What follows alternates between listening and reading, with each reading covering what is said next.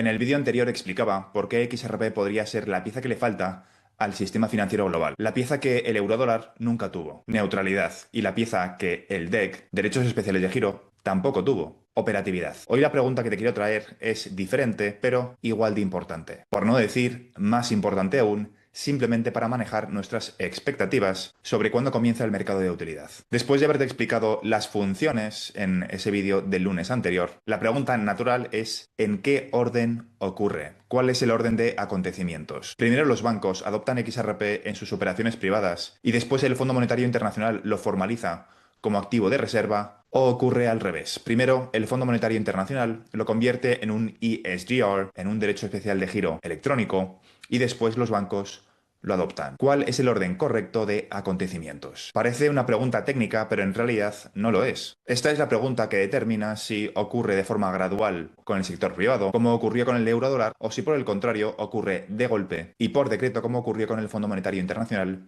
y los derechos especiales de giro, que por cierto fracasó. Y para responderla hace falta entender muy bien dos historias que, por desgracia, la mayoría de las personas no conoce. La historia del eurodólar y como consecuencia también la historia del derecho especial de giro. Porque en esas dos historias está la respuesta. Como expliqué en el vídeo del lunes anterior, la mayoría de la gente cree que el sistema del dólar como moneda de reserva mundial comenzó con el petrodólar, pero esta es una historia incompleta. Muchos creen que empezó con el acuerdo de Nixon en 1971 y con el posterior pacto saudí en 1973. Y eso en realidad, no me malinterpretes, es cierto, pero es una media verdad. Es la historia incompleta. Antes de que el petrodólar existiese, existía el eurodólar, que cubrí también en el vídeo del lunes pasado. Básicamente, el eurodólar es la idea de que existía un mercado suficientemente profundo y líquido que operaba en dólares. Para que pudiera existir el petrodólar, básicamente tenía que existir el eurodólar, que significa que existía un mercado en dólares suficientemente profundo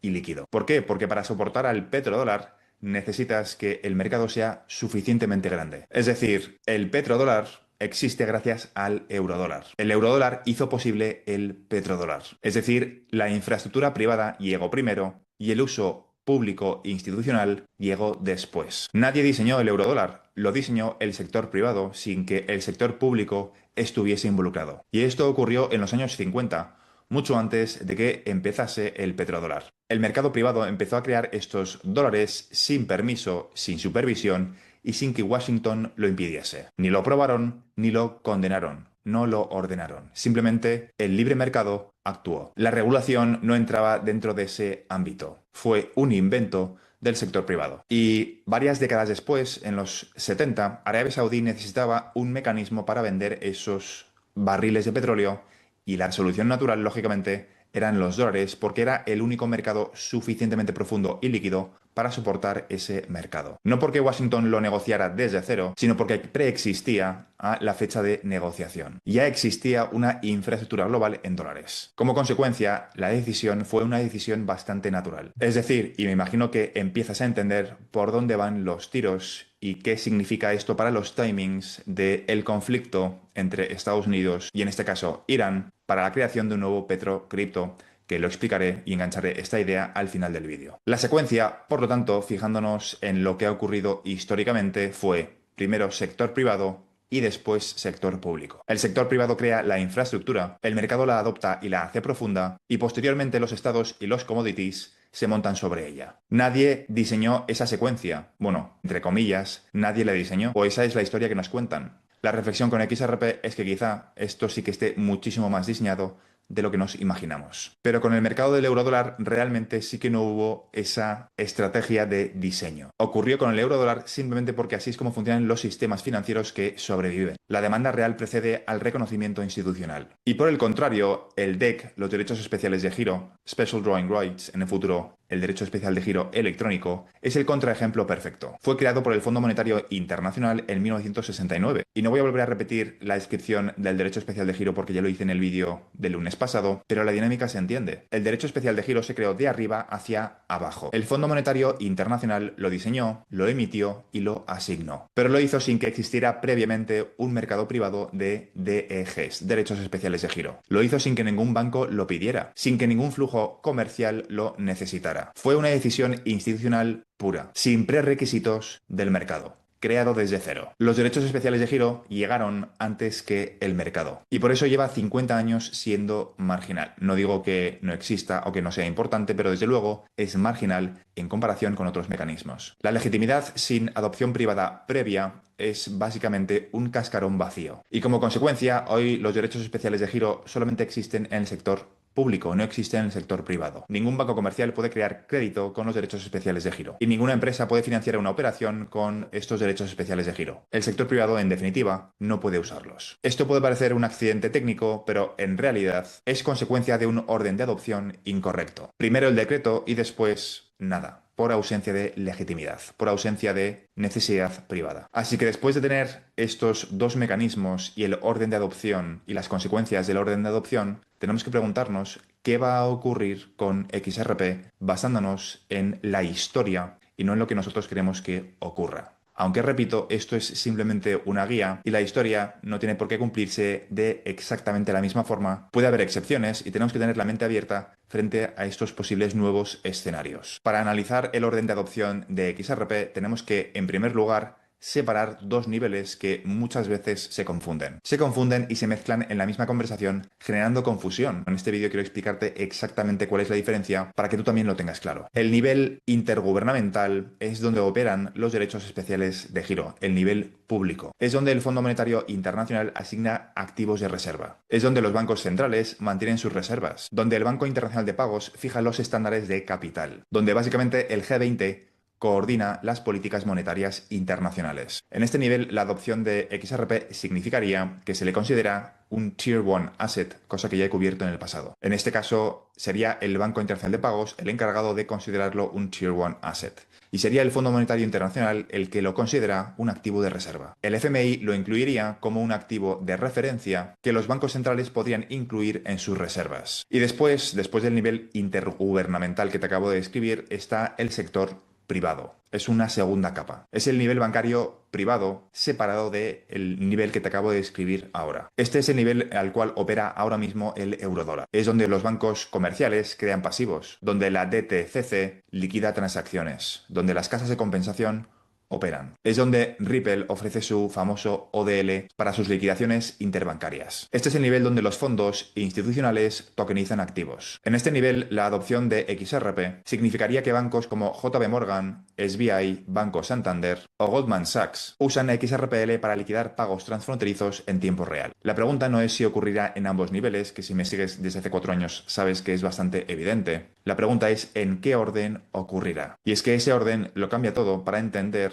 el timing de la adopción. Así que para resumirlo tenemos dos modelos muy diferentes. Dos modelos con estrategias que son literalmente lo contrario. El primer modelo es el modelo del eurodólar, donde primero el sector privado lo adopta y como consecuencia, una vez ese mercado ya es profundo y líquido, el sector público lo puede adoptar. Y es cuando comienza el petrodólar. Pero por el contrario tenemos el derecho especial de giro. Primero el sector público y después el sector privado. Y la realidad es que tenemos dos escenarios concretos para cada modelo. Vamos a profundizar en el escenario A, el primer modelo. Primero el sector privado y después el sector público. Es decir, el equivalente de la adopción del eurodólar hace 70 años, pero en este caso con XRP en el año 2026. En ese escenario, el escenario A, XRP sigue exactamente el mismo modelo que el eurodólar. Es decir, primero se construye la infraestructura privada y el reconocimiento institucional llega después, cuando el sistema ya existe, ya es suficientemente profundo y líquido y no se puede ignorar. Después tendríamos dos subvertientes dentro de este escenario A. El A1 y el A2. El A1 es una adopción gradual y lenta. La secuencia sería algo como lo siguiente. La DTCC lanza sus primeras operaciones de tokenización en julio del año 2026, con Ripple Prime siendo una de las 50 instituciones que están dentro del grupo de trabajo que se encarga de dar una solución a esta propuesta. Algunos fondos institucionales empiezan a utilizar a XRP como colateral en, por ejemplo, el mercado de la repo. Y los bancos empiezan a adoptar ODL porque elimina costes reales. A medida que XRP alcanza una masa crítica, el BIS lo documenta, lo analiza y empieza a incluirlo en sus documentos, en sus papers sobre infraestructura DLT, cosa que ya está ocurriendo. El FMI, ante un sistema que ya existe, que funciona y que está dando soluciones de forma real y de forma activa al sistema financiero, que ya procesa billones de dólares en transacciones reales, decide incluir a XRP en su taxonomía formal. De la misma forma que incluyó al yuan como derecho especial de giro en el año 2016. No porque lo decidiera de antemano, sino porque era una realidad que ya no se podía ignorar. El yuan entró en el año 2016 en el DEC no porque China lo pidiera, sino porque era una realidad que no se podía evitar. No porque China pidiera permiso, entró porque el yuan ya era una realidad en el comercio global y el FMI no podía seguir ignorándolo. Ahora vamos con el segundo subescenario, el escenario A2, es decir, seguimos dentro del esquema mental de primero privado y después público, pero en este caso con una adopción un poquito más rápida y concentrada en el tiempo. Y el catalizador, efectivamente, ya hemos hablado de esto muchas veces, es el carry trade de Japón. Japón lleva décadas siendo el epicentro de este escenario, entre 10 y 14 trillones de dólares que están apalancados en este mecanismo. Y básicamente, para resumírtelo, consiste en lo siguiente: cuando el Banco Central de Japón sube los tipos, el carry trade se deshace. La gente liquida posiciones porque el yen se aprecia y el foco del inversor consiste en devolver esos préstamos en yenes. Es un movimiento de billones de dólares que ocurre en cuestión de horas. Y me remito al ejemplo de agosto del año 2024. SBI en Remit ya opera en corredores como por ejemplo Japón-Filipinas y Japón-Indonesia en XRPL. Si el carry trade se deshace a gran escala y tiene pinta de que va a ocurrir después del cierre del estrecho de Hormuz, XRP está sospechosamente bien posicionado para convertirse en ese mecanismo de liquidación, pero en este caso la adopción no ocurre de forma gradual, sino que ocurre de golpe. Ocurre por una necesidad impulsada por una ausencia de liquidez. Una necesidad de liquidez que SWIFT simplemente no puede satisfacer a la velocidad necesitada. Eso es una adopción privada pura. Nadie lo diseña y ocurre porque el mercado necesita liquidez. Y XRP es el proveedor, es la solución natural a esa liquidez. Y ahora vamos a analizar el segundo modelo, un derecho especial de giro forzoso, es decir, primero el sector público y luego una adopción del sector privado. Y este escenario, el B, requiere un catalizador, una crisis. ¿Por qué? Porque en condiciones normales, un organismo público puede forzar al sector privado a adoptar ciertos activos. Es muy difícil en condiciones normales que un actor público obligue al sector privado a utilizar ciertos activos para la liquidación interbancaria. Pero en una crisis sistémica, de repente las reglas cambian y esa ventana de oportunidad aparece. Así que de nuevo vamos a seguir la misma estrategia que con el escenario A. En este caso, dos subescenarios en este escenario B, donde analizamos cómo desde arriba, de lo público a lo privado, se puede forzar esta adopción. Y aquí es importante explicar el siguiente concepto, BRRD, el Bank Resolution and Recovery Directive de la Unión Europea, que está en vigor desde el año 2014 y ya codificó un bail-in. Es decir, esto no es ciencia ficción, estos son, lo que te voy a describir a continuación, mecanismos reales que ya están en marcha a nivel regulatorio para que el siguiente escenario pueda ocurrir. En caso de que haya una quiebra bancaria, en caso de resolución bancaria, los acreedores y potencialmente los depositantes, todos aquellos que tengan más de 100.000 euros en una cuenta corriente por banco, pueden ver sus ahorros sometidos a quitas o convertidos en capital del banco. Esto, repito, es una infraestructura que es legal y que ya está operativa desde el año 2014. Es decir, dicho de otra forma, es legal que el banco te robe a partir de 100.000 euros. Por debajo de 100.000 euros aún tienes derecho a recibir una compensación, pero a partir de 100.000 euros por cliente por banco, ese dinero legalmente, desde la Unión Europea, desde el año 2014, es legal que el banco se lo quede. Es una ley vigente en 26 jurisdicciones. Lo que ocurrió en Chipre el año 2013 es un ejemplo de ello. En un escenario de crisis sistémica en Europa, el escenario sería el siguiente. El banco sistémico, un GSIB, Globally Systemic Important Bank, entra, por ejemplo, en resolución y se activan los bail-in, es decir, van a por los ahorros de los clientes. Y los depositantes pierden parte de sus ahorros para rescatar al banco. El colapso de confianza en el sistema bancario abre la ventana de oportunidad